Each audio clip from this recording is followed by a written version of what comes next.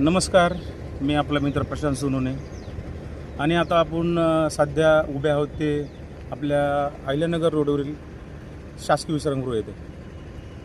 आम्ही 3 महिन्यापूर्वी इथे कसं वेगवेगळे चुकीचे प्रकार पाहिले होते की दारूच्या बाटल्या, सिगरेटचे थोटकं, अजून वेगवेगळ्या प्रकारचे व्यसनं जे कोरेकच्या बाटल्या वगैरे ते त्याचे व्हिडिओ 3 महिन्यापूर्वी आमच्या चॅनलने प्रसारित केला होता.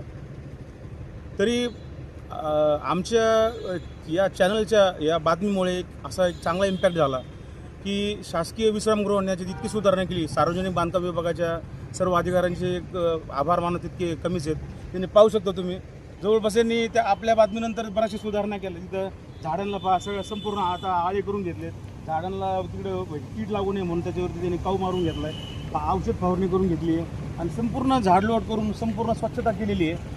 आणि आतूनसुद्धा मी जाऊन आलो, आतमध्ये सुद्धा एकदम छान स्वच्छता केलेली आहे. तरी सर्व राष्ट्रीय महामार्गावरील या आपल्या विश्रामगृहाच्या सर्व अधिकाऱ्यांचे मी आभार मानतो.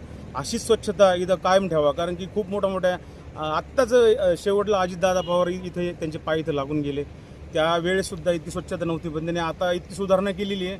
त्यांचे असेच त्यांनी काम करावं, अशी स्वच्छता कायम ठेवावी. धन्यवाद.